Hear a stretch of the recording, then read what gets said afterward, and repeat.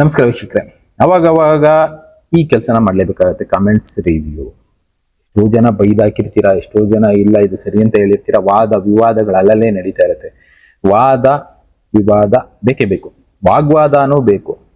ಏಕೆ ಅಂದ್ರೆ ಇದು ಸರಿ ಇಲ್ಲ ಇದು ತಪ್ಪು ಅಂತ ಅರ್ಥ ಮಾಡ್ಕೊಳ್ಳೋದು ಬೇಕಾಗುತ್ತೆ. ನಿಮ್ಮ ಕಮೆಂಟ್ಸ್ಗಳು ನಮಗೂ ಕೂಡ ಕೆಲವಷ್ಟು ಸರಿ ತಪ್ಪುಗಳನ್ನ ತಿಳಿಸ್ತಾ ಹೋಗುತ್ತೆ. ಎಷ್ಟೋ ಜನ ವಾಟ್ಸಪ್ ಅಲ್ಲಿ ಕೂಡ ಕಮೆಂಟ್ಸ್ಗಳು ಮಾಡಿರ್ತಾರೆ. ಹೌದು, ನಾವು ಏನ್ ತಪ್ಪು ಮಾಡ್ತಾ ಇದೀವಿ ತಿಳ್ಕೊಳ್ಳೋದು ತಿದ್ಕೊಳ್ಳೋದು ನಮ್ಮ ಮೇಲೆ ಇರುತ್ತಲ್ಲ, ಅಂತದನ್ನ ನಾವು ಮಾಡ್ಕೋಬೇಕಾಗುತ್ತೆ. ಅದಕ್ಕೋಸ್ಕರ ನಿಮ್ಮ ಕಮೆಂಟ್ಸ್ಗಳು ನಮಗೂ ಇಂಪಾರ್ಟೆಂಟ್ ಆಗುತ್ತೆ. ಅದಕ್ಕೆ ಆ ಕಮೆಂಟ್ಸ್ಗಳು ಅವಾಗ ರಿವ್ಯೂ ಮಾಡ್ತಾ ಇರ್ತೀನಿ. ಎಷ್ಟು ಜನ ಬೈದ್ ಹಾಕಿರ್ತೀರಾ ಇದು ಸರಿ ಇಲ್ಲ ಹೀಗೆ ಹಾಗೆ ಅಂತ. ಓಕೆ, ಬೈದ್ರಿಂದ ಕರೆಕ್ಷನ್ ಮಾಡ್ಕೋಬಹುದಾದಂಥ ವಿಷಯಗಳನ್ನ ಕರೆಕ್ಷನ್ ಮಾಡ್ಕೊಳ್ಳೋಣ. ಇಲ್ಲ ತಪ್ಪಾಗಿದ್ರೆ ನೀವು ಅರ್ಥ ಮಾಡ್ಕೊಂಡಿರೋ ತಪ್ಪು ಅಂತ ತಿಳಿಸೋ ಕೆಲಸ ನಾವು ಮಾಡೋಣ. ಇಲ್ಲ ಅಂದ್ರೆ ಅವರು ಕಮೆಂಟ್ಸ್ ಹಾಕಿರೋದೇ ಸರಿ ಅನ್ನೋವಾಗ ಆಗೋಗ್ಬಿಡುತ್ತೆ. ಅದಕ್ಕೋಸ್ಕರ ಕಮೆಂಟ್ಸ್ಗಳು ರಿವ್ಯೂ ಮಾಡೋಣ ಇವತ್ತು ಕೂಡ. ಇನ್ನ ಇಲ್ಲಿ ಸಿದ್ದಪ್ಪಾಜಿ ಅವ್ರ ಬಗ್ಗೆ, ಅಪ್ಪಾಜಿ ಬ್ಲೆಸ್ಸಿಂಗ್ ಮೈ ಸನ್ಸ್. ಓಕೆ, ಕೆಲವಷ್ಟು ನಮಸ್ಕಾರ ಹಾಕೊಂಡು ಹೋಗಿದ್ದೀರಾ. ಮೇನ್ ಇಂಪಾರ್ಟೆಂಟ್ ಏನಿದೆ, ಕೆಳಗಡೆ ಹೋಗ್ತಾ ಇದ್ರೆ ಇನ್ನ ಸೂರ್ಯನ ಸುತ್ತ ಕಾಣಿಸ್ತಾ ಇರುವಂತ ಒಂದು ರಿಂಗ್. ಇತ್ತೀಚಿನ ದಿನಗಳಲ್ಲಿ ಇದು ಜಾಸ್ತಿ ಕಾಣಿಸೋದಕ್ಕೆ ಶುರುವಾಗಿದೆ. ಸೂರ್ಯನ ಮಹಿಮೆ ಜಗತ್ತಿಗೆ ಗೊತ್ತಾಗುತ್ತೆ ಅಂತ ಜ್ಞಾನಿಗಳು ಬರೆದಿದ್ರು. ಇವತ್ತು ಅಂತ ಸಿಚುವೇಶನ್ ಅಲ್ಲಿ ನಾವಿದೀವ. ಒಂದು ಪ್ರಶ್ನೆ ಹುಟ್ಬಿಡುತ್ತೆ. ಯಾಕೆ ಅಂದ್ರೆ ನಾವು ತಿಳ್ಕೊಂಡಿರುವಂತ ಸೌರಮಂಡಲನೇ ಸುಳ್ಳ ಅನ್ನೋ ಒಂದು ಪ್ರಶ್ನೆ ಹುಟ್ಟುತ್ತೆ. ಜೊತೆಗೆ ಭೂಮಿ ರೌಂಡ್ ಇದೆಯಾ, ಫ್ಲಾಟ್ ಇದೆಯಾ? ಯಾಕೆಂದ್ರೆ ಫ್ಲಾಟ್ ಅರ್ತ್ ಥಿಯರಿ ಅಂತೂ ಎಲ್ಲಾ ಕಡೆ ಪ್ರೂವ್ ಆಗ್ತಾ ಇದೆ. ಹೆಚ್ಚು ಕಡಿಮೆ ನಾವು ಓದಿರೋದೇ ಸುಳ್ಳು. ನಮಗೆ ಯಾವುದೋ ಒಂದು ವಿಷಯನ ತೋರಿಸಿ ಇದು ಬಾಲ್ ಅಂತ ತೋರಿಸ್ಬಿಟ್ರು, ಭೂಮಿ ಬಾಲ್ ತರ ಇದೆ ಅಂತ ನಾವು ಅದೇ ರೀತಿ ಬದುಕ್ತಾ ಇದೀವಿ. ಆದ್ರೆ ಭೂಮಿ ಬಾಲ್ ತರ ಇಲ್ಲ, ತಟ್ಟೆ ತರ ಇದೆ ಅಂತ ಇವತ್ತು ಹೇಳೋದಕ್ಕೆ ಶುರು ಮಾಡಿದ್ದಾರೆ. ಯಾವ ಸತ್ಯ ಯಾವ ಸುಳ್ಳು ಅನ್ನೋದು ತಿಳ್ಕೊಳ್ಳೋದೇ ತುಂಬಾ ಕಷ್ಟ ಆಗೋಗಿದೆ. ಯಾಕೆಂದ್ರೆ ಬುಕ್ಕಲ್ಲಿ ಬರ್ದಿದ್ದೆಲ್ಲ ಸತ್ಯ ಅಂತ ನಾವು ನಂಬ್ತಾ ಇರ್ತೀವಿ. ಇವತ್ತು ಯಾರಾದ್ರೂ ಒಬ್ರು ಕರೆಕ್ಷನ್ ಮಾಡಿ ಇದು ಸತ್ಯ ಅಂತ ಹೇಳಿದ್ರೆ ಮುಂದಿನ ಪೀಳಿಗೆ ಏನಿರುತ್ತೆ ಅದೇ ಸತ್ಯ ಅನ್ಕೊಂಡ್ ಬದುಕ್ತಾರೆ. ಅಂತ ಸ್ಥಿತಿನಲ್ಲಿ ನಾವಿದ್ದೀವಿ. ಸುಮಾರು 400-500 ವರ್ಷಗಳ ಮುಂಚೆ ಬರ್ದೋದ್ರು ಭೂಮಿ ಗೋಲಾಕಾರದಲ್ಲಿದೆ, ಕೆಲವೊಬ್ರು ಮೊಟ್ಟೆ ಆಕಾರದಲ್ಲಿದೆ ಅಂದ್ರು, ಕೆಲವೊಬ್ರು ಇನ್ನೊಂದು ಆಕಾರದಲ್ಲಿದೆ ಅಂದ್ರು. ನಾವು ಅದನ್ನೆಲ್ಲ ಸತ್ಯ ಅನ್ಕೊಂಡೇ ಬದುಕ್ತಾ ಇದೀವಿ. ಯಾಕೆಂದ್ರೆ ಸ್ಟ್ರೆಸ್ ಮಾಡಿ ಏನ್ ತಿಳಿಸಿರ್ತಾರೆ ಅದೇ ಸತ್ಯ. ಬಟ್ ಇಲ್ಲಿ ವೇರಿಯೇಷನ್ ಇರ್ಬೋದು. ಸೂರ್ಯನಲ್ಲೂ ಕೂಡ ಬದಲಾವಣೆಗಳಾಗ್ತಾ ಇರೋದು ಒಬ್ಬೊಬ್ರು ಒಂದೊಂದು ರೀತಿ ಹೇಳ್ತಾರೆ. ಇದೇ ಸತ್ಯ ಅಂತ ಯಾವ್ದನ್ನು ನಾವು ನಂಬೋದು ಕಷ್ಟ ಆಗೋಗಿದೆ. ಯಾಕೆಂದ್ರೆ ಎಷ್ಟೋ ಮೀಡಿಯಾಗಳು TRPಗೋಸ್ಕರ ಈಗಾಗೋಗುತ್ತೆ, ಫಟ್ ಅಂತ ಬದಲಾವಣೆ ಆಗ್ಬಿಡುತ್ತೆ, ಏನೇನೋ ತೋರಿಸ್ಬಿಡ್ತಾರೆ. ಅದು ನೋಡ್ತಾ ಇದ್ದೇನೆ, ಮೈಂಡ್ ಸೆಟ್ ಹೋಗೋದೇ ಹಾಗೆ, ಯೋಚನೆ ಮಾಡೋದೇ ಬೇರೆ ರೀತಿ. ಹೌದು ಇದು ಇರ್ಬೋದು ಏನೋ ಅಂತಾನೆ ನಮ್ಮ ಮೈಂಡ್ ಹೊರಟೋಗುತ್ತೆ. ನೋಡಿದ್ದೆಲ್ಲ ಸತ್ಯ ಆಗೋದಕ್ಕೆ ಚಾನ್ಸ್ ಇದೆಯಾ? ಇರ್ಬೋದು, ಇಲ್ದೇನೋ ಇರ್ಬೋದು. ಕೇಳಿದ್ದೆಲ್ಲ ಸತ್ಯ ಆಗದೇನೋ ಇರ್ಬೋದು. ಅದೇ ಹೇಳಿದ್ದು, ಯಾವ್ದು ಸತ್ಯ ಯಾವ್ದು ಸುಳ್ಳು ಎರಡರ ಮಧ್ಯೆನೆ ನಾವು ಬದುಕ್ತಾ ಇದೀವಿ ಇವತ್ತು. ಇನ್ನ ಅದನ್ನ ಅರ್ಥ ಮಾಡ್ಕೊಳ್ಳೋದು ಬಿಡೋದು ನಮಗ್ ಬಿಟ್ಟಿದ್ದು. ಸರ್ ನೀವು ಯಾವುದೇ ಸತ್ಯ ಹೇಳ್ತಿಲ್ಲ, ಬರೀ ಬಂಡಲ್ ಅಂತ ಒಬ್ರು ಹೇಳಿದ್ದಾರೆ. ಭೂಮಿಯಿಂದ ಹೊರ ಬರುತ್ತಿರೋ ವಿಚಿತ್ರ ಶಬ್ದಗಳು ಅನ್ನೋದಕ್ಕೆ ಇದಕ್ಕೊಂದೇ ಒಂದು ಮಾತು ಹೇಳ್ಬಿಡ್ಬೇಕು ಸರ್. ರೀಸೆಂಟ್ ಆಗಿ ಅಲ್ಲಿ ಇಲ್ಲಿ ಎಷ್ಟೋ ಕಡೆ ವಾಲ್ಕನೋಗಳು ಎರಪ್ಷನ್ ಆಗ್ತಾ ಇದೆ, ಅಗ್ನಿ ಪರ್ವತಗಳು, ಜೊತೆಗೆ ಈ ಭೂಕಂಪಗಳು ಜಾಸ್ತಿ ಆಗ್ತಾ ಇದೆ. ಇದೆಲ್ಲ ಜಾಸ್ತಿ ಆಗುವಾಗ ಏನಾಗುತ್ತೆ, ಭೂಮಿ ಒಳಗಡೆ ಇರುವಂತ ಪ್ರೆಷರ್ ಆಚೆ ರಿಲೀಸ್ ಆಗೇ ಆಗುತ್ತೆ. ಪ್ರೆಷರ್ ಜಾಸ್ತಿ ಇದೆ, ಲಾವ ಆಚೆ ಬರೋದಕ್ಕೆ ಒಂದು ದಾರಿ ಹುಡುಕ್ತಾ ಇರುತ್ತೆ. ಅವಾಗ ಸೌಂಡ್ ಬರೋದು ಸರ್ವೇ ಸಾಮಾನ್ಯ. ಸಿಂಪಲ್ ಆಗಿ ಹೇಳ್ಬೇಕು ಅಂದ್ರೆ ಮನೆಯಲ್ಲಿರೋ ಪ್ರೆಷರ್ ಕುಕ್ಕರೇ ಸೌಂಡ್ ಬಂದೇ ಬರುತ್ತೆ. ಅದೇ ರೀತಿ ಪ್ರೆಷರ್ ರಿಲೀಸ್ ಆಗ ಆಪ್ಷನ್ ಇಲ್ಲ ಅಂದ್ರೆ ಏನಾಗುತ್ತೆ, ಕುಕ್ಕರ್ ಬ್ಲಾಸ್ಟ್ ಆಗುತ್ತಲ್ಲ, ಆ ರೀತಿ ಬ್ಲಾಸ್ಟ್ ಆದಾಗ ಬಿರುಕುಗಳು ಭೂಮಿನಲ್ಲಿ ಬೀಳುತ್ತೆ. ಇಲ್ಲ ಟೆಕ್ಟಾನಿಕ್ ಪ್ಲೇಟ್ಸ್ ಮೂವ್ಮೆಂಟ್ ಒಂದಕ್ಕೊಂದು ಮೂವ್ ಆಗಿ ಟಚ್ ಆದಾಗ ಶಬ್ದಗಳು ಬರುವಂತ ಸರ್ವೇ ಸಾಮಾನ್ಯ. ಅದ್ರ ಬಗ್ಗೆ ಮಾಡ್ತಾ ಇದೀವಿ ಅಷ್ಟೇ ಪ್ರೋಗ್ರಾಮ್ಗಳು. ಭೂಕಂಪ ಆಗ್ತಾ ಇರೋದು ಸತ್ಯ ಅನ್ನೋದಾದ್ರೆ ಇದು ಸತ್ಯನೇ, ಮಂಡಲಲ್ಲ. ನೀವು ಅರ್ಥ ಮಾಡ್ಕೊಂಡಿರೋ ತಪ್ಪು. ಯೋಚನೆ ಮಾಡುವಂಥದ್ದನ್ನ ಬದಲಾಯಿಸ್ಕೊಳ್ಳಿ ಬೇನ ಅಂತ ಹೇಳ್ಬೋದು ಅಷ್ಟೇ. ನವಾಬ್ another new date announced. Many such dates were previously quoted which is terribly failed. ಯಾಕ್ರಿ ಸುಮ್ಮನೆ ಈ ತರ ಬೇಡದ ಕಮೆಂಟ್ ಹಾಕಿದ್ದಾರೆ ಬಿಡಿ, ಒಳ್ಳೆ ವಿಚಾರ ಹೇಳಿ ಅಂತ. ಒಳ್ಳೆ ವಿಚಾರನೂ ಹೇಳ್ತೀವಿ, ಈ ವಿಚಾರಗಳನ್ನ ತಿಳ್ಕೊಬೇಕಾಗತ್ತೆ. ಎಷ್ಟೋ ಚಾನಲ್ಗಳಿದೆ. ನಾನು ಅದೇ ಹೇಳಿದೆ, ಈ ವರ್ಷ 2025 ಬೇಡ 26 ಇಟ್ಕೊಳ್ಳೋಣ. ಈ ವರ್ಷದಲ್ಲಿ ಹೊಸದಾಗಿ ಸೃಷ್ಟಿಯಾಗಿರೋ ಚಾನಲ್ಗಳು ಎಷ್ಟಿರ್ಬೋದು ಒಂದು ಅಂದಾಜು ಲೆಕ್ಕ ಹಾಕೋದಾದ್ರೆ, ಯೂಟ್ಯೂಬ್ ಚಾನಲ್ಗಳೇ ಸುಮಾರು 80 ಕೋಟಿ ಚಾನಲ್. ಸುಮಾರು ಹೇಳ್ತಾ ಇದ್ದೀನಿ 80 ಕೋಟಿ ಚಾನಲ್ಗಳು ಹೊಸದಾಗಿ ಉಟ್ಕೊಳ್ತಾ ಇದೆ. ಹಳೆ ಚಾನಲ್ಗಳು ಎಷ್ಟೆಷ್ಟೋ ಕ್ಲೋಸ್ ಆಗ್ತಾ ಇರುತ್ತೆ, ಹೊಸ ಚಾನಲ್ಗಳು ಉಟ್ಕೊಳ್ತಾ ಇರುತ್ತೆ. ಆ ರೀತಿ ಹೋಗುತ್ತಾರೆ. ಜನ ಯಾವ್ದು ನೋಡ್ಬೇಕು, ಕನ್ಫ್ಯೂಷನ್ ಆಗೋದು ಸಾಮಾನ್ಯ ಅಲ್ವಾ.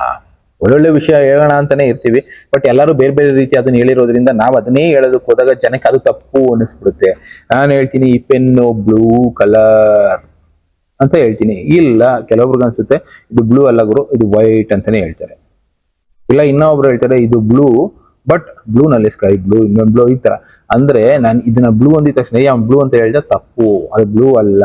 ಸರಿಯಾಗಿ ನೋಡಿ, ಅದು ಸ್ಕೈ ಬ್ಲೂ. ಅಂದ್ರೆ ಒಬ್ಬೊಬ್ರು ಹೇಳುವಂಥದ್ದು ಬೇರೆ ಬೇರೆ ರೀತಿ ಇರುತ್ತೆ. ಒಂದೇ ವಿಷಯನ ಬೇರೆ ಬೇರೆ ರೀತಿ ಹೇಳೋದಕ್ಕೆ ಹೋದಾಗ ಏನೇನೋ ಹೇಳ್ತಾ ತಪ್ಪು ಅಂತ ಅನಿಸ್ಬಿಡುತ್ತೆ. ಅದಕ್ಕೋಸ್ಕರ ಯಾವ ವಿಷಯನ ತಿಳಿಸ್ಬೇಕು ಅಂತದ್ದು ಮಾತ್ರ ತಿಳಿಸೋ ಕೆಲಸ ಮಾಡ್ತಾ ಇರ್ತೀನಿ. ಇನ್ನು ನೀವ್ ಹೇಳಿದೀರಾ another new date announced, gravity ಅನ್ನೋದಿರೋದಿಲ್ಲ ಅನ್ನೋದಕ್ಕೆ ಅದ್ರ ಬಗ್ಗೆ ಒಂದು ಕ್ಲಾರಿಟಿ ಕೊಡಬೇಕು. ಸೈಂಟಿಸ್ಟ್ಗಳು ನಮಗೆ ಗೊತ್ತಿಲ್ಲದೆ ಇರೋ ಎಷ್ಟೆಷ್ಟೋ ಎಕ್ಸ್ಪೆರಿಮೆಂಟ್ ಮಾಡ್ತಾ ಇರ್ತಾರೆ. ಪ್ರಾಜೆಕ್ಟ್ ಆಂಕರ್ ಅನ್ನೋದ್ರ ಬಗ್ಗೆ ನೀವು ಸ್ವಲ್ಪ ಸ್ಟಡಿ ಮಾಡ್ಬೇಕಾಗುತ್ತೆ. ಪ್ರಾಜೆಕ್ಟ್ ಆಂಕರ್ ಏನ್ ಮಾಡ್ತಾ ಇದ್ದಾರೆ, ಭೂಮಿ ಒಳಗಡೆ ಇರುವಂತ ಬ್ಲಾಕ್ ಹೋಲ್, ಭೂಮಿ ಒಳಗಡೆ ಇರುವಂತದ್ದಲ್ಲ, ಭೂಮಿಯಿಂದ ಹೊರಗಡೆ ಇರುವಂತ ಬ್ಲಾಕ್ ಹೋಲ್ ಹೇಗೆ ಸೃಷ್ಟಿ ಆಯ್ತು, ಭೂಮಿ ಹೇಗೆ ಸೃಷ್ಟಿ ಆಯ್ತು, ಈ ತರದೆಲ್ಲ ಕಂಡುಹಿಡಿಯೋ ಪ್ರಯತ್ನ ಮಾಡ್ತಾ ಇರ್ತಾರೆ. ಪ್ಲಸ್ ಅದ್ರ ಜೊತೆಗೆ 2 ಗ್ಯಾಲಕ್ಸಿಗಳ ಒಂದು ಇಂಟರ್ಸೆಕ್ಷನ್ ಅಂತ ಕರೀತಾರೆ. ಅಲ್ಲಿ ಇಂಟರ್ಸೆಕ್ಷನ್ ಅಲ್ಲಿ ಏನಾಗ್ತದೆ, 2 ಗ್ಯಾಲಕ್ಸಿ ಒಂದೇ ಪಾತಲ್ಲಿ ಹೋಗ್ತಾ ಇರುವಾಗ ಆ ಗ್ರಾವಿಟಿ ಗ್ಯಾಲಕ್ಸಿಗಳದ್ದು ಒಂದು ಇಂಟರ್ಸೆಕ್ಷನ್. ಎಕ್ಸಾಂಪಲ್ 2 ಮ್ಯಾಗ್ನೆಟ್ಗಳು ಹತ್ರ ಬಂದಾಗ ಏನಾಗುತ್ತೆ, ದೂರಕ್ಕೆ ತಳ್ಳುತ್ತೆ, ಇಲ್ಲ ಹತ್ರ ಕೇಳ್ಕೊಳ್ಳುತ್ತೆ. ಈ ತರದ ಒಂದು ಇಂಟರ್ಸೆಕ್ಷನ್ ಅನ್ನೋ ಈಗ ಆಗ್ತಾ ಇದೆ ಅಂತ ಸೈಂಟಿಸ್ಟ್ಗಳ ಲೆಕ್ಕಾಚಾರ. ಅದನ್ನ ಮೆನ್ಷನ್ ಮಾಡ್ತಾರೆ ಆಗಸ್ಟ್ 12ನೇ ತಾರೀಕು 2026ನೇ ಇಸ್ವಿ ನಮ್ಮ ಇಂಡಿಯನ್ ಟೈಮಿಂಗ್ಸ್ ಪ್ರಕಾರ ಬೆಳಗ್ಗೆ 7:33ಕ್ಕೆ. ಫಾರಿನ್ ಟೈಮಿಂಗ್ಸ್ ಬೇರೆ ಇದೆ ಬಿಡಿ. ಆ ಟೈಮ್ಗೆ 7 ಸೆಕೆಂಡ್ ಗ್ರಾವಿಟಿ ಅನ್ನೋದು ಇರೋದಿಲ್ಲ ಒಂದು ಲೆಕ್ಕಾಚಾರ. ಯಾಕೆ, ಅದ್ರ ಜೊತೆಗೆ ಇನ್ನ ಒಂದು ಎಕ್ಸ್ಪೆರಿಮೆಂಟ್ ಮಾಡ್ತಾ ಇದಾರಲ್ಲ, ಈ ಎಕ್ಸ್ಪೆರಿಮೆಂಟ್ ಇಂದನೂ ಅಂತದ್ದು ನಡೀದೇನೂ ಇರಬಹುದು ಎಕ್ಸ್ಪೆರಿಮೆಂಟ್ ಇಂದ. ಇನ್ನ 3ನೇದು ಸೂರ್ಯ ಸುನಾಮಿ ಬೇರೆ ಇದೆ. ಜೊತೆಗೆ ಅವತ್ತು ಒಂದು ಸೂರ್ಯ ಗ್ರಹಣ ಕೂಡ ಸಂಭವಿಸುತ್ತೆ. ಆ ಗ್ರಹಣ ಟೈಮಲ್ಲಿ ಸೂರ್ಯನಲ್ಲಿ ಎಷ್ಟೆಷ್ಟು ಹೋಲ್ಗಳಾಗೋಗಿದೆ ಅಂತ ವಿಡಿಯೋಗಳು ಜನ ಅಪ್ಲೋಡ್ ಮಾಡ್ತಾನೆ ಇದ್ದಾರೆ, ಸೈಂಟಿಸ್ಟ್ಗಳು ತಿಳಿಸ್ತಾನೆ ಇದ್ದಾರೆ. ಅದೆಲ್ಲ ಇರುವಾಗ ಏನೋ ಒಂದು ಬದಲಾವಣೆ ಆಗ್ತಾ ಇದೆ ಸೂರ್ಯನಲ್ಲಿ, ಅದರಿಂದ ಈ ಇಂಪ್ಯಾಕ್ಟ್ ಸಂಭವಿಸಬಹುದು. 7 ಸೆಕೆಂಡ್ ಅಂತ ಹೇಳ್ತಾರೆ. 7 ಸೆಕೆಂಡ್ ಅಂದ್ರೆ ನಾವ್ ಇಲ್ಲಿಂದ 7 ಹೆಜ್ಜೆ ಹಾಕೋದ್ರಲ್ಲಿ ಏನೇನೋ ಆಗೋಗ್ಬಿಟ್ಟಿರ್ಬೋದು, ಗೊತ್ತಿಲ್ಲ. ಅದು ಇದೇ ಭೂಭಾಗಕ್ಕಾಗುತ್ತೆ ಅಂತಾನೂ ಹೇಳೋವಾಗಿಲ್ಲ. ಎಲ್ಲೋ ಒಂದು ಯಾವುದೋ ಒಂದು ಭೂಮಿಯ ಒಂದು ಪೋರ್ಷನ್ಗೆ ಆಗ್ಬೋದು, ಭೂಮಿ ಪೂರ್ತಿ ಆಗುತ್ತೆ ಅಂತ ಯಾರು ಕೂಡ ಮೆನ್ಷನ್ ಮಾಡಿಲ್ಲ. ಭೂಮಿ ರೌಂಡ್ಗಿದೆ ಅನ್ನೋದಾದ್ರೆ ಈ ಕಡೆಯಿಂದ ಮ್ಯಾಗ್ನೆಟಿಕ್ ಫೀಲ್ಡ್ ಬಂದ್ರೆ ಈ ಭಾಗ ಏನಿದೆ ಆ ಭಾಗಕ್ಕೆ ತಟ್ಬೋದು ಅಷ್ಟೇ. ಇಲ್ಲ ಫ್ಲಾಟ್ ಆಗಿದೆ ಅನ್ನೋದು ಯಾವುದೋ ಒಂದು ಭಾಗಕ್ಕೆ ತಟ್ಟಬಹುದು, ಬಟ್ ಎಲ್ಲಾ ಕಡೆ ತಟ್ಟುತ್ತೆ ಎಲ್ಲೂ ಹೇಳಿಲ್ಲ, ಅರ್ಥ ಮಾಡ್ಕೊಳ್ಳಿ. ಪ್ಲಸ್ ಎಕ್ಸ್ಪೆರಿಮೆಂಟ್ ಮಾಡ್ತಾ ಇರೋದು ಪ್ರಾಜೆಕ್ಟ್ ಆಂಕರ್ ಬಗ್ಗೆನೂ ಹೇಳಿದೆ. $80 ಬಿಲಿಯನ್ ಏನೋ ಖರ್ಚು ಮಾಡ್ತಾರೆ. ಸುಮ್ನೆ ಹುಚ್ಚ ಇವರು ಖರ್ಚು ಮಾಡೋದಕ್ಕೆ ಅಷ್ಟೊಂದು ದುಡ್ಡನ್ನ. ಒಂದ್ಸಲ ನೀವು ಬೇಕಾದ್ರೆ ಆ ಪ್ರಾಜೆಕ್ಟ್ ಬಗ್ಗೆ ಚೆಕ್ ಮಾಡಿ. ಕೆಲವಷ್ಟನ್ನ ಏನೋ ಮಾಡೋದಕ್ಕೆ ಹೋಗಿ ಸೈಂಟಿಸ್ಟ್ಗಳು ಏನೋ ಹೋಗಿ ಹೆಚ್ಚು ಕಡಿಮೆ ಆಗೋ ಚಾನ್ಸಸ್ ಇರುತ್ತೆ. ಆ ಎಕ್ಸ್ಪೆರಿಮೆಂಟ್ ಕೂಡ ಅವತ್ತೇ ನಡೀತಾ ಇದೆ.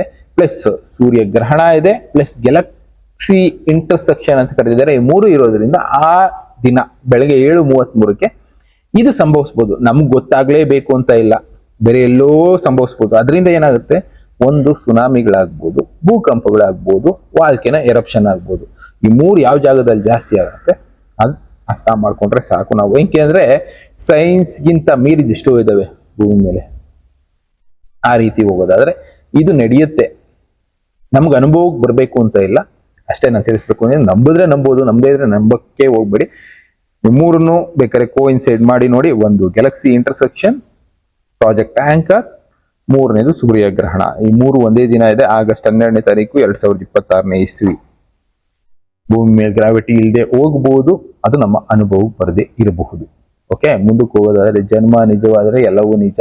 ಓಕೆ, ವೀರಬ್ರಹ್ಮೇಂದ್ರ ಸ್ವಾಮಿಗಳ ನಿಮ್ ಕರ್ತವ್ಯ ಹೇಳೋದು ಬಿಡೋದು, ಯೂಟ್ಯೂಬ್ ನೋಡೋಕೆ ಬಿಟ್ಟಿದ್ದು. ಓಕೆ, ಇದು ನಾನು ಅದನ್ನೇ ಹೇಳ್ತಾ ಇರ್ತೀನಿ. ನನ್ನ ಕೆಲಸ ಅದೇನೋ ಬರ್ಕೊಳ್ತೀವಿ ನಾವು, ಡೆಸ್ಟಿನಿ ಟುಕ್ ಮೀ ಇಯರ್ ಅಂತ. ಅಂದ್ರೆ ನನ್ನ ಡೆಸ್ಟಿನಿ ಕರ್ಕೊಂಬಂದು ನಿಲ್ಸಿದ್ಯೇನೋ. ನನ್ನ ಕೆಲಸ ಹೇಳೋದು, ತಗೊಳ್ಳೋದು ಬಿಡೋದು ನಿಮಗ್ ಬಿಟ್ಟಿದ್ದು. ಇನ್ನು ಕಾಲಜ್ಞಾನಿಗಳು ಕೂಡ ಬರೆದು ಬಿಟ್ರು, ಪ್ರಶ್ನೆ ಮಾಡಿ ಇನ್ನು ಮುಂದೆ ಪ್ರಶ್ನೆ ಮಾಡೋಣ, ಯಾವ್ದು ಸರಿ ಯಾವ್ದು ತಪ್ಪು, ಸೆಕೆಂಡ್ ವರ್ಷನ್ ಸ್ಟಾರ್ಟ್ಸ್ ಅನ್ನೋ ಹಾಗೆ ಇನ್ನು ಮುಂದೆ ಅವುಗಳನ್ನ ಡಿಸ್ಕಸ್ ಮಾಡ್ತಾ ಹೋಗ್ತೀನಿ. ಯಾವ್ದು ಸರಿ ಯಾವ್ದು ತಪ್ಪು ಪ್ರಶ್ನೆ ನಾವು ಮಾಡ್ತೀನಿ, ನನ್ನ ಕೈಲಾಗೋದನ್ನ ನಾ ಪ್ರಶ್ನೆ ಮಾಡ್ತೀನಿ. ಅಂದ್ರೆ ಆನೆಗಾಗಿದ್ದು ಆನೆ ಪ್ರಶ್ನೆ ಮಾಡಬೇಕು, ಇರುವೆಗಾಗಿದ್ದು ಇರುವೆ ಪ್ರಶ್ನೆ ಮಾಡಬೇಕು. ನಮ್ಮ ಕೈಲಾಗೋ ಲೆವೆಲ್ಗೆ ನಾವು ಪ್ರಶ್ನೆ ಮಾಡೋಣ. ಯಾರಾದ್ರೇನು, ಎಲ್ಲರೂ ಇಲ್ಲಿರೋದೆ, ಎಲ್ಲರೂ ಒಂದಿನ ಹೋಗೋದೆ. ಪ್ರಶ್ನೆ ಮಾಡೋದಕ್ಕೆ ಶುರು ಮಾಡೋಣ. ಜಾತಿನ ಉಳಿಸು, ಯಾರೋ ಒಬ್ಬ ಜಾತಿನ ಉಳಿಸರು ಅಂತ ಹಾಕಿದ್ದಾರೆ. ಇನ್ನು ಮುಂದಕ್ಕೆ ಹೋಗೋದಾದ್ರೆ ಸನಾತನ ಕ್ಯಾಲೆಂಡರ್ಗಳು, ಸಂವತ್ಸರಗಳು ಬೇರೆ, ಇಂಗ್ಲಿಷ್ ಕ್ಯಾಲೆಂಡರ್ಗಳು. ಅದೇ ಹೇಳಿದ್ದು, ಕೆಲವೊಂದು ಕ್ಯಾಲೆಂಡರ್ಗಳಲ್ಲಿ ಎಷ್ಟೋ ಡೇಟ್ಗಳನ್ನ ಚೇಂಜ್ ಮಾಡ್ಬಿಟ್ರು. ನೀವು ಸಂವತ್ಸರಗಳನ್ನ ಉಟ್ಕೊಂಡು ಹೋಗೋದಾದ್ರೆ ಎಷ್ಟೋ ವೇರಿಯೇಷನ್ಗಳು ಸಿಗುತ್ತೆ, ಇಯರ್ಗಳಲ್ಲೂ ವೇರಿಯೇಷನ್ ಸಿಗುತ್ತೆ. ಇದರಿಂದಾನೇ ಎಕ್ಸಾಕ್ಟ್ ಇಯರು, ತಿಂಗಳು ನಮ್ಗೆಲ್ಲೂ ಕೂಡ ಸಿಗ್ತಾ ಇಲ್ಲ. ಅದಕ್ಕೋಸ್ಕರ ಇವತ್ತು ನಿಜಾನ ತಿಳ್ಕೊಳ್ಳೋದು ಸ್ವಲ್ಪ ಕಷ್ಟ ಆಗ್ತಾ ಇದೆ. ನಾನು ಕೂಡ ಸುಮಾರು ಈ ಪಂಚಾಂಗಗಳನ್ನ ಹುಡ್ಕೊಂಡು ಹೋದೆ, ಹುಡ್ಕೊಂಡು ಹೋದಾಗ ಒಂದು 150-160 ವರ್ಷದ ತನಕ ಪಂಚಾಂಗಗಳು ಸಿಗುತ್ತೆ. ಇನ್ನು ಅದಕ್ಕಿಂತ ಹಳೆಯದು ಒಬ್ಬೊಬ್ರು ಮೇಂಟೈನ್ ಮಾಡಿರ್ಬೋದು, ಬಟ್ ಓದೋದಕ್ಕೆ ಕಷ್ಟ ಆಗತ್ತೆ. ಅದರಿಂದ ಒರಿಜಿನಾಲಿಟಿ ಸಿಗೋದಿಲ್ಲ. ಆ ಬೇಸ್ ಮೇಲೆ ಹೋಗೋದಾದ್ರೆ ಯಾವ್ದನ್ನ ಫಾಲೋ ಮಾಡ್ತಾ ಇರ್ತಾರೆ ಅದರಲ್ಲಿರುವಂತ ವೇರಿಯೇಷನ್ಗಳ ಅಷ್ಟು ಸ್ಟಡಿ ಮಾಡ್ಕೊಂಡ್ರೆ ಒಂದು ಒರಿಜಿನಲ್ ಕ್ಯಾಲೆಂಡರ್ ಸಿಗ್ಬೋದು. ಈಗಿರುವಂತದ್ರಲ್ಲಿ ಎಲ್ಲರೂ ಹೇಳೋದು ಇಥಿಯೋಪಿಯನ್ ಕ್ಯಾಲೆಂಡರ್ ಏನಿದೆ ಸ್ವಲ್ಪ ಒರಿಜಿನಲ್ ಅಂತಾರೆ. ನನಗೂ ಅದನ್ನ ಸ್ಟಡಿ ಮಾಡಿದಾಗ ಸ್ವಲ್ಪ ಓಕೆ ಇದು ಇರುವಂತದ್ರಲ್ಲಿ ಒರಿಜಿನಲ್ ಇರಬಹುದು ಅನ್ಸುತ್ತೆ. ಯಾಕೆಂದ್ರೆ ನಮ್ಮಲ್ಲೂ ಕೂಡ ಬ್ರಿಟಿಷರು ಬಂದ್ರು ಹೋದ್ರು ಒಂದು ಹೊಸ ಕ್ಯಾಲೆಂಡರ್ ಕೊಟ್ಟರು ಹೋದ್ರು ನಾವು ಅದನ್ನೇ ಫಾಲೋ ಮಾಡೋದಕ್ಕೆ ಶುರು ಮಾಡಿದ್ವಿ. ಆದ್ರೆ ಕೆಲವಷ್ಟು ದೇಶಗಳು ನಾವು ಇದನ್ನ ಫಾಲೋನೇ ಮಾಡಲ್ಲ, ನಾವು ಇದನ್ನೇ ಫಾಲೋ ಮಾಡ್ತೀವಿ ಅಂತ ಸಾವಿರಾರು ವರ್ಷಗಳಿಂದ ಇಟ್ಕೊಂಡಿರುವಂತ ದೇಶಗಳಲ್ಲಿ ಇಥಿಯೋಪಿಯಾ ಕೂಡ ಒಂದು. ಅದೇ ರೀತಿ ಹೋಗೋದಾದ್ರೆ ಇಥಿಯೋಪಿಯನ್ ಕ್ಯಾಲೆಂಡರ್ ಪ್ರಕಾರ ನಾವಿರೋದು 2018ರಲ್ಲಿ. ಕಾಲಜ್ಞಾನಿಗಳು ಬರೆದಿದ್ದು ಇಯರ್ ಬರ್ದಿರ್ಲಿಲ್ಲ, ಸಂವತ್ಸರಗಳು ಬರ್ದಿದ್ರು. ಸಂವತ್ಸರಗಳು ಇಲ್ಲಿ ವೇರಿಯೇಷನ್ ಆಗೋಯ್ತು ಅಂತ ಅದೇ ಹೇಳಿದ್ದು ನಾನು. ಕ್ಯಾಲೆಂಡರ್ಗಳು ಏನ್ ಬರೆದ್ರು ಆ ಬೇಸ್ ಮೇಲೆ ಹೋಗೋದಾದ್ರೆ ವೇರಿಯೇಷನ್ಗಳಾಗೋಯ್ತು. ಎಷ್ಟೋ ದಿನಗಳನ್ನ ಕ್ಯಾಲೆಂಡರ್ ಇಂದ ತೆಗೆದಾಕೋದ್ರು ರಾಜರು ಅವರ ಅನುಕೂಲಕ್ಕೋಸ್ಕರ. ಆಮೇಲೆ ಇದೆಲ್ಲ ನಡೆದಿದೆ. 1785 ಒಂದ್ಸಲ ನಡೀತು, 1518 ಒಂದ್ಸಲ ನಡೀತು, ಅದಾದ್ಮೇಲೆ 1865 ಒಂದ್ಸಲ. ಈ ತರ ಎಷ್ಟೋ ಸಲ ಮಾಡಿ ಹೋಗಿರೋದ್ರಿಂದ ಒರಿಜಿನಲ್ ಕ್ಯಾಲೆಂಡರ್ ಇಲ್ಲೂ ಸಿಗಲ್ಲ. ಯಾರೋ ಒಬ್ರು ಫಾಲೋ ಮಾಡ್ತಾ ಇರ್ತಾರಲ್ಲ ಅದ್ರಲ್ಲಿ ಒರಿಜಿನಾಲಿಟಿ ಸಿಗ್ಬೋದು. ಆ ಬೇಸ್ ಮೇಲೆ ನಾವು ಸಂವತ್ಸರಗಳು ಕ್ಯಾಲ್ಕುಲೇಟ್ ಮಾಡೋದಾದ್ರೆ ಇನ್ನೊಂದು 7-8 ವರ್ಷ ಅಂದ್ರೆ ಪೀಕ್ ಟೈಮ್ಗೆ ಹೋಗೋದು ಸಂಭವಿಸ್ಬೋದು. ಇನ್ನ ಕಾಲಜ್ಞಾನದ ಬಗ್ಗೆ ನಾನು ತಿಳಿಸಿದ್ದೀನಿ. ನಿಮ್ಮಲ್ಲೂ ಎಷ್ಟು ಜನ ಕಾಲಜ್ಞಾನಿಗಳಿದ್ದಾರೆ, ನಮ್ಮ ಹತ್ರನೂ ಎಷ್ಟು ಜ್ಞಾನಗಳಿರುತ್ತೆ, ಅವುಗಳ ಬಗ್ಗೆ ಮುಂದಿನ ದಿನಗಳಲ್ಲಿ ತಿಳಿಸ್ಕೊಡ್ತಾ ಹೋಗ್ತೀನಿ. ಇಷ್ಟು ದಿನ ನಾವು ಯಾಕೆ ಇದನ್ನ ಸ್ಟಡಿ ಮಾಡಿದ್ವಿ ಅನ್ನೋದೇ ನಮಗೆ ಗೊತ್ತಿರಲ್ಲ. ಡೆಸ್ಟಿನಿ ಕರ್ಕೊಬಂದು ನಿಲ್ಲಿಸ್ಬಿಟ್ಟಿರುತ್ತೆ. ಅದಕ್ಕೆ ಕಾರಣಗಳೇನು ಅನ್ನೋದನ್ನ ನಾನು ತಿಳಿಸ್ಕೊಡ್ತಾ ಹೋಗ್ತೀನಿ. ಇನ್ನ ದೇಶಾದ್ಯಂತ ಕೆಮಿಕಲ್ ಸ್ಪ್ರೇ 2-3 ವರ್ಷ ನಡೆದ್ರೆ ಬಗ್ಗೆ ಗಮನ ಹರಿಸಿಲ್ಲ. ಆರೋಗ್ಯ ವ್ಯವಸ್ಥೆ ಇದನ್ನೇ ಹೇಳಿದ್ದು. ಎಷ್ಟು ಕಾರಣ ಏನು ಅಂದ್ರೆ ನಮ್ಮಲ್ಲಿ ಎಷ್ಟು ಜನ ಗೊತ್ತು ನಮ್ಮ ದೇಶದ ಸಾಲ ಎಷ್ಟಿದೆ? ಬೇಡ. ನಮ್ಮ ರಾಜ್ಯ ಸಾಲ ಬೇಡ, ಅದು ಬೇಡ. ನಮ್ಮ ಮೇಲೆ ಸಾಲದ ಹೊರೆ ಎಷ್ಟಿದೆ? ಹತ್ತತ್ರ 8 ಲಕ್ಷ ಕೋಟಿ ಕರ್ನಾಟಕದ ಮೇಲೆ ಸಾಲ ಇದೆ. ದೇಶದ ಮೇಲೆ ಬಿಡಿ 1,77,000 ಕೋಟಿ, ಅದೆಷ್ಟೋ ಲಕ್ಷ ಕೋಟಿ ಸಾಲಗಳಿದೆ. ಕರ್ನಾಟಕದ ಲೆಕ್ಕ ಹಾಕೊಳ್ಳೋದಾದ್ರೂ 8 ಲಕ್ಷ ಕೋಟಿ ಸಾಲ ಇದೆ. ಇಲ್ಲಿಂದ ತೀರ್ಸೋಣ ಅಂದ್ರೆ ಯಾರು ತೀರಿಸ್ತಾರೆ? ಇದನ್ನ ನಾವೇ ತೀರಿಸ್ಬೇಕಲ್ಲ. ಟ್ಯಾಕ್ಸ್ ರೂಪದಲ್ಲಿ ಇನ್ನೊಂದು ರೂಪದಲ್ಲಿ ನಮ್ಮ ಮೇಲೆ ಆಗ್ತಾ ಇರ್ತಾರೆ. ಇಂಥ ವಿಷಯಗಳನ್ನ ತಲೆ ಕೆಡಿಸ್ಕೊಳ್ಳಲ್ಲ. ಎಷ್ಟು ದುಡ್ಡು ಬರ್ತಾ ಇದೆ, ಎಷ್ಟು ದುಡ್ಡು ಖರ್ಚಾಗ್ತಾ ಇದೆ, ಯಾಕೆ ಖರ್ಚಾಗ್ತಾ ಇದೆ? ಬೇಡದೇ ಇರೋ ಪ್ರೋಗ್ರಾಮ್ಗಳಿಗೆ, ರಂಗೋಲಿ ಕಾಂಪಿಟೇಷನ್ ಖರ್ಚು ಮಾಡ್ತಾರೆ. ಹುಡುಗರಿಗೆ ಪಾರ್ಟಿ ಕೊಡ್ಸೋದಕ್ಕೆ ಖರ್ಚು ಮಾಡ್ತಾರೆ. ಎಷ್ಟೋ ಸಂಘಗಳನ್ನ ಕ್ರಿಯೇಟ್ ಮಾಡೋದಕ್ಕೆ ಖರ್ಚು ಮಾಡ್ತಾರೆ. ಯಾರು ದುಡ್ಡು ಖರ್ಚು ಮಾಡ್ತಾ ಇದಾರೆ? ನಮ್ ದುಡ್ಡು. ಇದ್ರ ಬಗ್ಗೆ ನಾವು ವರಿ ಮಾಡ್ತಾ ಇಲ್ಲ. ನಮ್ಗೇನ್ ಬೇಕು? ಟೈಮ್ ಪಾಸ್ ಬೇಕು. ಅದ್ರಲ್ಲಿ ಮುಳುಗೋಗಿದೀವಿ. Instagram reels, Facebook reels, time pass, ಇವು ಮೂರು ಮಾಡ್ಕೊಂಡು ಮಕ್ಕಳನ್ನು ಕೂಡ ಅದರಲ್ಲೇ ಇನ್ವಾಲ್ವ್ ಮಾಡಿ ಅದರಲ್ಲೇ ಮುಳುಗೋಗ್ತಾ ಇದ್ದೀವಿ. ಬೇರೆ ವಿಷಯಗಳ ಬಗ್ಗೆ ನಾವು ವರಿ ಮಾಡ್ತಾ ಇಲ್ಲ. ಅದರಿಂದಾನೆ ಮುಂದೆ ಒಂದು ದಿನ ಇಲ್ಲಿ ಹೇಳಿದ್ರೆ ದೇಶಾದ್ಯಂತ AI ಡೇಟಾ ಸೆಂಟರ್ ಬರ್ತಾ ಇದೆ, ಕೆಮಿಕಲ್ ಸ್ಪ್ರೇ ಆಗ್ತಾ ಇದೆ, ಇಂಪೋರ್ಟ್ ಆಗ್ತಾ ಇದೆ ಎಲ್ಲಾ ಪ್ರಾಡಕ್ಟ್ಸ್ಗಳು. ಮುಂದೆ ಒಂದು ದಿನ ಜನ ವ್ಯವಸಾಯನೇ ಮರ್ತು ಬಿಡ್ತಾರೆ. ತಿನ್ನೋದಕ್ಕನ್ನ ಬೇರೆ ಕಡೆಯಿಂದ ತರಿಸ್ಬೇಕಾಗತ್ತೆ. ಅನ್ನ ಇಲ್ಲದೆ ಜನ ಸಾಯ್ತಾರೆ. AI ಡೇಟಾ ಸೆಂಟರ್ಗಳಾಯ್ತು, ನೀರಿನ ಕೊರತೆ ಆಗಿ ನೀರಿಲ್ಲದೆ ಜನ ಸಾಯ್ತಾರೆ. ಇನ್ನು ಲ್ಯಾಂಡ್ ಮಾಫಿಯಾ, ಗಣಿಗಾರಿಕೆ ಇದೆಲ್ಲ ನಡೀತಾ ಇದೆ. ಕಾಡುಗಳನ್ನೆಲ್ಲ ನಾಶ ಮಾಡ್ತಾ ಇದೆ. ಉಸಿರಾಡೋ ಗಾಳಿ ಇಲ್ಲದೆ ಸಾಯ್ತಾರೆ. ಒಟ್ಟಲ್ಲಿ ಇದೆಲ್ಲ ಸಾಯುವಂತ ಪರಿಸ್ಥಿತಿ ಬರುತ್ತೆ. ಬಟ್ ಇದನ್ನೆಲ್ಲ ಗೊತ್ತಿದ್ದು ನಾವು ಮೊಬೈಲ್ ಅಲ್ಲಿ ಬ್ಯುಸಿ ಆಗಿದ್ದೀವಿ. ಇದನ್ನ ಪ್ರಶ್ನೆ ಮಾಡೋದಕ್ಕೆ ಹೋಗೋದೇ ಇಲ್ಲ. ನನ್ಗೆ ಯಾಕೆ ಬಿಡಪ್ಪ ಅಂತ. ಒಬ್ರು ಪ್ರಶ್ನೆ ಮಾಡೋದ್ರಿಂದ ಏನು ಬದಲಾಗಲ್ಲ ಬಿಡಿ. ಬಟ್ ನಾನು ಪ್ರಶ್ನೆ ಮಾಡ್ತಾನೆ ಇರ್ತೀವಿ, ಸುಮ್ಮನೆ ಹೋಗ್ಬಿಡ್ತೀವಿ. ಬಟ್ ಇದರಿಂದ ಮುಂದಕ್ಕೆ ಹೋಗೋರು ಯಾರು? ಬಿಕ್ಕಿ ಗಂಟೆ ಕಟ್ಟೋರು ಯಾರು? ಪ್ರಶ್ನೆಗೆ ಉತ್ತರ ಎಲ್ಲೂ ಸಿಕ್ಕಿಲ್ಲ. ಬದಲಾಯಿಸೋಣ, ಪ್ರಯತ್ನ ಮಾಡೋಣ. ಆಗೋದು ಬಿಡೋದು ಸೆಕೆಂಡ್ರಿ. ಪ್ರಯತ್ನ ಮಾಡಿದ್ವಿ ಅನ್ನೋ ಒಂದು ತೃಪ್ತಿ ಆದ್ರೂ ನಮ್ಮ ಜೊತೆ ಇರುತ್ತೆ. ಪ್ರಯತ್ನ ಮಾಡೋಣ. ನೀವು ಕೂಡ ಮಾಡಿ, ಬದಲಾಯಿಸೋ ಪ್ರಯತ್ನ ಮಾಡಿ. ಫ್ಯೂಚರ್ಗೆ ಗಾಳಿ ಬೇಕು, ನೀರು ಬೇಕು, ನಾವಿರೋದಕ್ಕೆ ಭೂಮಿ ಬೇಕು, ಇನ್ನು ತಿನ್ನೋದಕ್ಕೆ ಆಹಾರ ಬೇಕು. ಇಂಥದ್ದಕ್ಕೆ ಏನೇನು ಬೇಕು ಅಂತ ವ್ಯವಸ್ಥೆಗಳನ್ನ ಉಳಿಸ್ಕೊಳ್ಳೋ ಪ್ರಯತ್ನ ಮಾಡೋಣ. ಸಂಪನ್ಮೂಲ ಇದು ಪ್ರಕೃತಿ ನಮಗೆ ಕೊಟ್ಟಿರೋದು, ಗೌರ್ಮೆಂಟ್ ಅವ್ರು ಕೊಟ್ಟಿರೋದಲ್ಲ, ಪ್ರಕೃತಿ ಕೊಟ್ಟಿರೋದು. ಅಂದ್ರೆ ಇದೆಲ್ಲ ಕೂಡ ನಮ್ಮದೇ, ಭೂಮಿ ನಮ್ದು. ಯಾರೋ ಬಂದು ಇವತ್ತು ಸರ್ಕಾರ ಮಾಡಿರ್ಬೋದು, ಒಂದು ಹೊಸ ರೂಲ್ಸ್ ಮಾಡಿರ್ಬೋದು. ಬಟ್ ಆದ್ರೆ ಅದನ್ನ ಮೀರಿದ್ದು ಪ್ರಕೃತಿ. ಸರ್ಕಾರ ಶಾಶ್ವತ ಅಲ್ಲ.